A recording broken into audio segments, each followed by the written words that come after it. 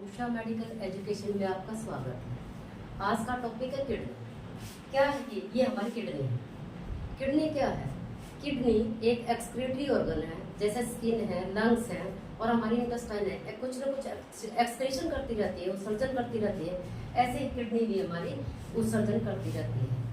Kidney में दो kidney होती है। हर किडनी में कुछ ना कुछ, जैसे सबसे पहले रीनल कैप्सूल होता है। ये रीनल कैप्सूल है जो आउटर लेयर है। एक रीनल कॉर्टेक्स है जिसमें अडनल ग्लैंड होती है, कॉर्टिकोस्टेरॉइड हार्मोन उत्पन्न करती है। रीनल मेडुला है, इसमें पिरामिड्स होते हैं, शंकु के आकार के होते हैं। 8 से 18 कितने 8 से 18 ये पिरामिड्स होते हैं संख्या में। और ये चौड़ा पार्ट है, पेल्विस कहलाता है। पेल्विस यानी कि चौड़ाई का पार्ट जहाँ से यूरेटर की उत्पत्ति होती है। ये यूरेटर है जिसमें फॉर्मेशन ऑफ यूरिन जो किडनी में होता था, यूरेटर के सहायता से किडनी में चला जाता है। यूरेटर की लंबाई कम से कम 25 सेंटीमीटर से 30 सेंटीमीटर होती है लंबाई। ये यूरिनरी ब्लैडर है जिसमें डिस्ट्रक्शन मसल्स यानी वाल्व का काम करते हैं।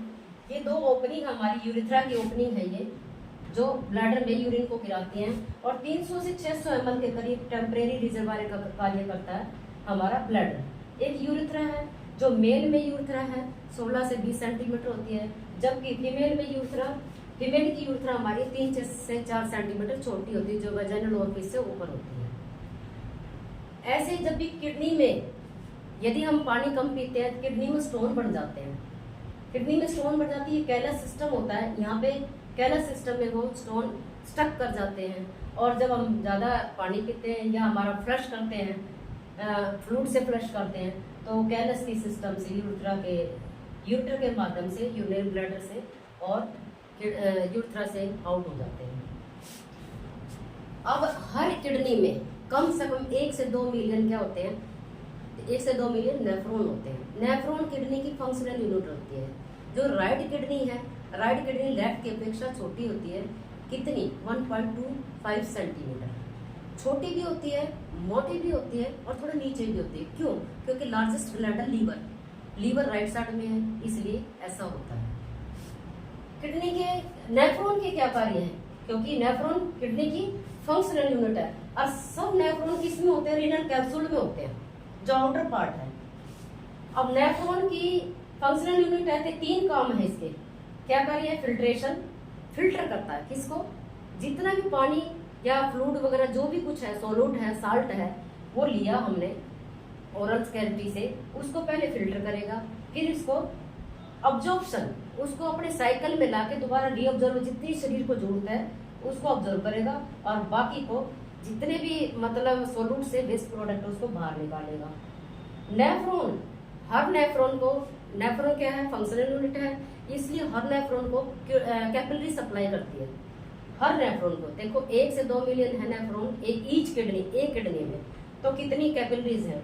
और इसमें ये इसकी स्ट्रक्चर होती है नेफ्रॉन की, बोमेन कैप्सूल, ग्लोमेरुलर, इन्हीं को रीनल कैप्सूल बोलते हैं हम, बोमेन को। और ग्लोमेरुलस इसमें GFR ग्लोमेरुलर फिल्ट्रेशन रेट होता है, प्रॉक्सिमल डिस्टल कॉन्वोल्यूटेड ट्यूबुल्स होते हैं और लूप ऑफ हेनल और कलेक्शन ट्यूब होती है। अब किडनी, ये 3 पार्ट हमने डिस्कशन कर लिए हैं, पार्ट होते हैं। साइज है किडनी का 11 से 12 सेंटीमीटर, 6 सेंटीमीटर इसकी ये लेंथ है, ये हमारी इसकी चौड़ाई है, ये हमारी थिकनेस है 3 सेंटीमीटर। वेट 150 से 170 ग्राम के करीब होता है।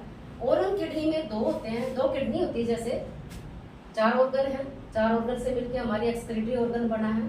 2 किडनी फॉर्मेशन में यूरिन करती है, यानी यूरिन को बनाएगी। यूरेटर क्या करेगा? वहां से कलेक्ट करके किडनी से और ब्लैडर में डाल देगा। एक किस्म का पाइप है ये।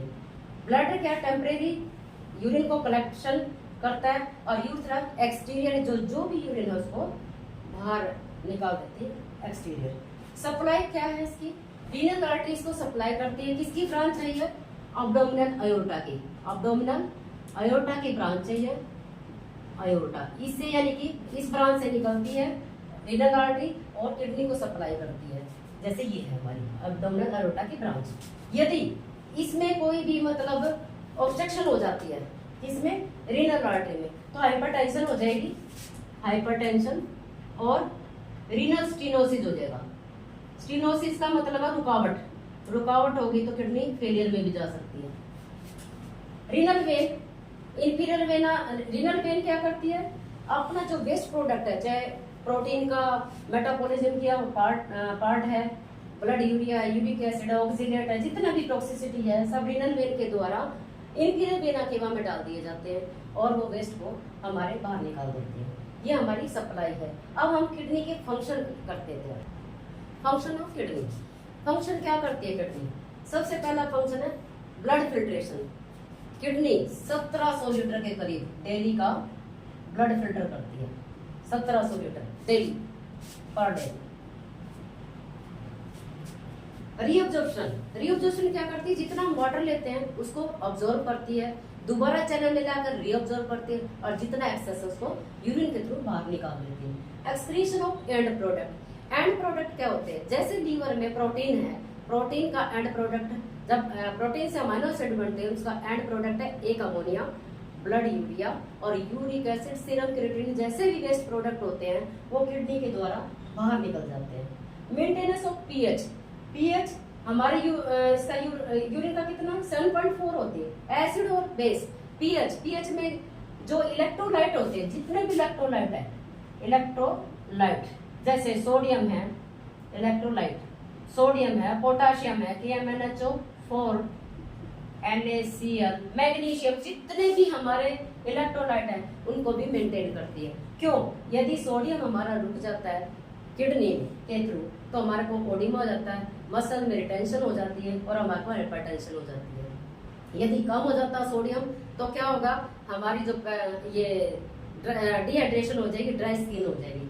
यदि पोटाशियम हमारे शरीर में ज्यादा हो जाता है तो हमारा हार्ट ब्लॉक हो जाता है। यदि कम हो जाता है, जो पेरिस्टालसिस मूवमेंट है गट्स की, यानी छोटी आंतों की, बड़ी आंत की, वो मतलब कम हो जाती है, जिसकी वजह से कॉन्स्टिपेशन होती है। तो ये इलेक्ट्रोलाइट बैलेंस को भी मेंटेन करती है, बहुत जरूरी है ये। इरिथ्रोपोइटिक सिस्टम, इरिथ्रोपोइटिक क्या होता है, किडनी आरबीसी भी बनाती है और आरबीसी बना के बोन मैरो में भेज देती है तो वहां पे मैच्योर हो जाते हैं। और यदि जिसकी किडनी फेलियर हो जाती है आरबीसी की कमी के कारण, क्योंकि ये इरिथ्रोपोइटिक सिस्टम डिस्टर्ब हो जाता है और उसकी वजह से क्या होगा, अनीमिक हो जाता है, जिसको ब्लड ट्रांसफ्यूजन की जरूरत पड़ती है।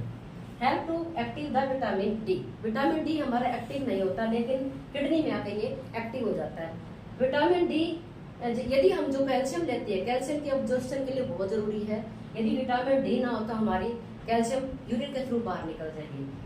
कैल्शियम और विटामिन डी की कॉम्पोजिशन जब ये अब्जॉर्प्शन होता है तो हमारी बोन और टीथ बहुत ही अच्छे हो जाते हैं और जो हमारी हार्ट है, हार्ट के रिदम सिस्टम है या हमारा नर्व है वो बिल्कुल सही से चलता रहता है। कंट्रोल ब्लड प्रेशर, अब ब्लड प्रेशर कैसे कंट्रोल होता है, हमारे इसमें 3 हार्मोन्स होते हैं, एंजियोटेंसिन 1 और 2 होते हैं और अल्डोस्टेरोन और प्रोस्टाग्लैंडिन 2, ये हार्मोन होते हैं जो किडनी के थ्रू ब्लड प्रेशर को, जो रक्त का दाब है उसको मेंटेन करते हैं। यदि थोड़ी सी भी इसमें डिस्टर्ब हो जाती है, जैसे गर्भावस्था में यदि एंजियोटेंसिन कम हो जाता है, प्रोस्टाग्लैंडिन कम हो जाता है, एंजियोटेंसिन बढ़ जाता है तो क्या होता है, मदर को हाइपरटेंशन हो जाती है। ऐसे ही हमारे को हाइपरटेंशन हो जाती है ये यदि हार्मोन में किसी में डिस्टर्बेंस हो जाती है।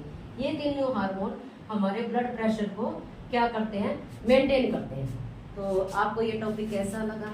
यदि अच्छा लगा लाइक करें, सब्सक्राइब करें, अगली नोटिफिकेशन के लिए देखने के लिए आगे तैयार करें।